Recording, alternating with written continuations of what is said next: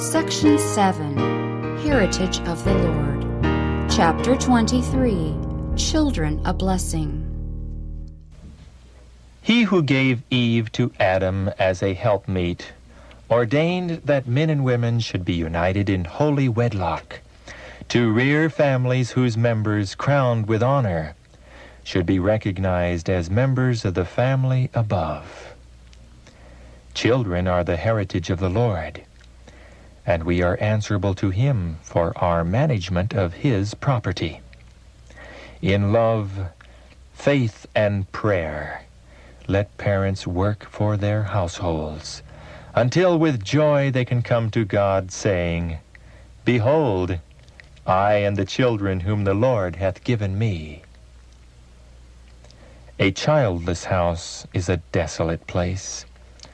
The hearts of the inmates are in danger of becoming selfish, of cherishing a love for their own ease, of consulting their own desires and conveniences.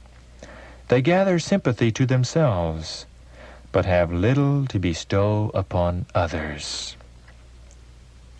Counsel to a childless couple. Selfishness, which manifests itself in a variety of ways according to circumstances and the peculiar organization of individuals, must die. If you had children and your mind were compelled to be called away from yourself to care for them, to instruct them, and be an example to them, it would be an advantage to you. When two compose a family, as in your case, and there are no children to call into exercise patience, forbearance, and true love, there is need of constant watchfulness, lest selfishness obtain the supremacy, lest you yourselves become the center, and you require attention, care, and interest which you feel under no obligation to bestow upon others. Many are diseased physically, mentally, and morally because their attention is turned almost exclusively to themselves. They might be saved from stagnation by the healthy vitality of younger, varying minds and the restless energy of children. I have a very tender interest in all children, for I became a sufferer at a very early age.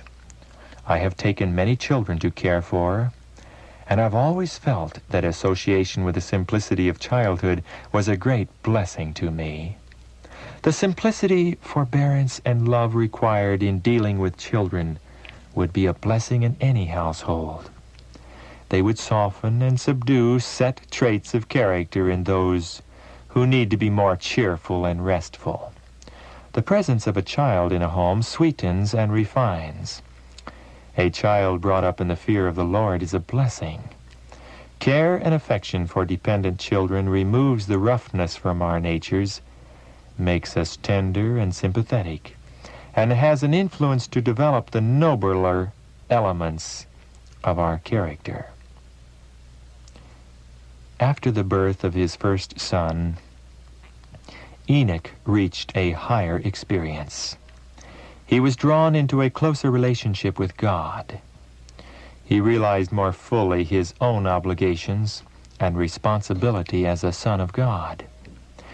And as he saw the child's love for its father, its simple trust in his protection, as he felt the deep, yearning tenderness of his own heart for that firstborn son, he learned a precious lesson of the wonderful love of God to men in the gift of his Son, and the confidence which the children of God may repose in their heavenly Father. Children are committed to their parents as a precious trust which God will one day require at their hands. We should give to their training more time, more care, and more prayer. They need more of the right kind of instruction. Remember that your sons and daughters are younger members of God's family.